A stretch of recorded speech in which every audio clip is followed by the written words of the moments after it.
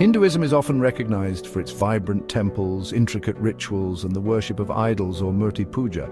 But have you ever wondered, why do Hindus worship idols? To some, it may seem like mere superstition. To others, it's a profound spiritual practice, but the truth lies in understanding the philosophy, psychology, and symbolism behind this ancient tradition.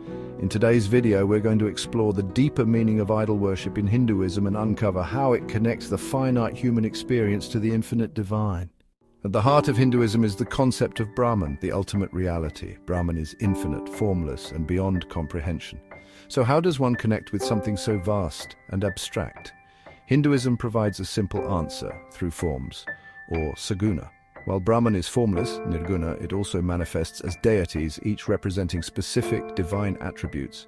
This coexistence of form and formlessness is beautifully explained in the Rig Veda, Ekam Sat Vipra Bahuda Vedanti. Truth is one, but the wise speak of it in many ways. Idols are not just forms, they are representations of the infinite, designed to make the divine accessible to the human mind. Every detail of a Hindu idol is rich with meaning. Take, for instance, the three-eyed Shiva. His third eye symbolizes higher consciousness and spiritual wisdom. Ganesha's elephant head, it represents intelligence, memory, and the removal of obstacles.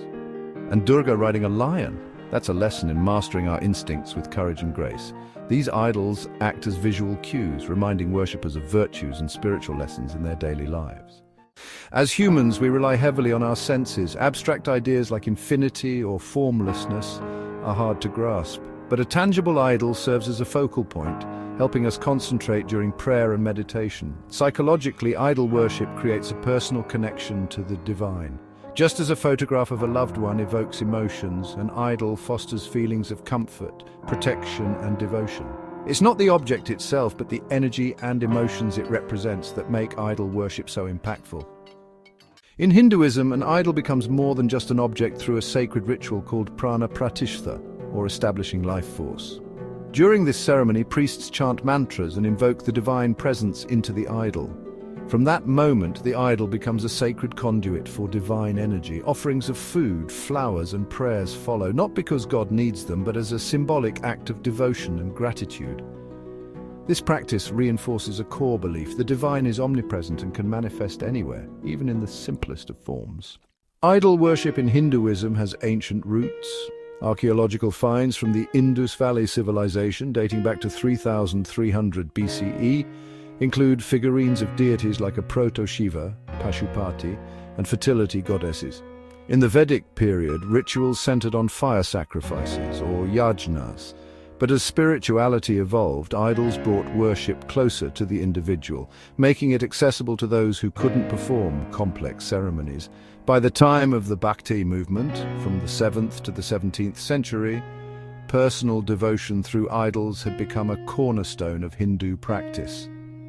Saints like Mirabai and Tulsidas used idols as focal points for their unwavering love for Krishna and Rama. Hindu idols don't just symbolize virtues, they tell stories. A child like Krishna holding butter reminds us of divine joy and innocence. The man-lion avatar Narasimha teaches us that righteousness will always triumph over evil, no matter the odds.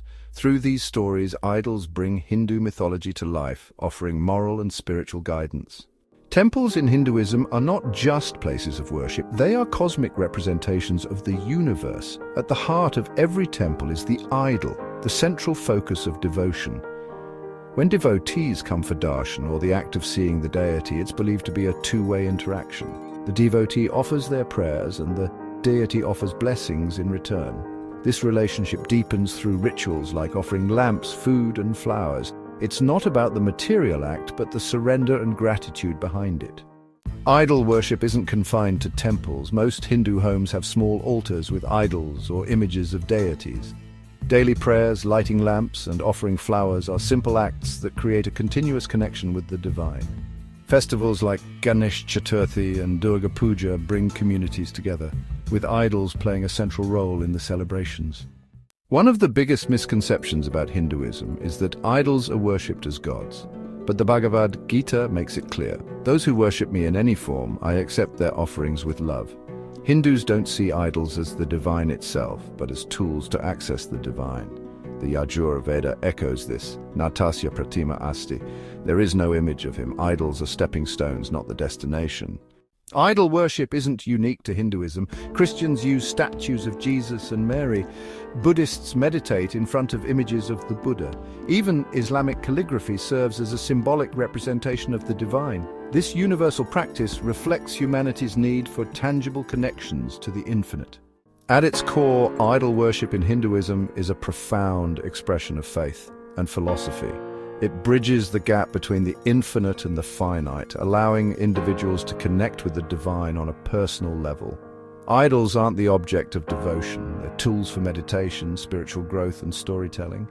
They help devotees journey from the known to the unknown, from form to formlessness. So the next time you see a Hindu idol, look beyond the surface. What you're witnessing is not just a tradition, but a timeless philosophy that celebrates the many paths to the divine. If you found this video insightful, don't forget to like, comment, and subscribe, and share your thoughts. What do you think about the practice of idol worship? Because understanding leads to connection, and connection brings us closer to the divine.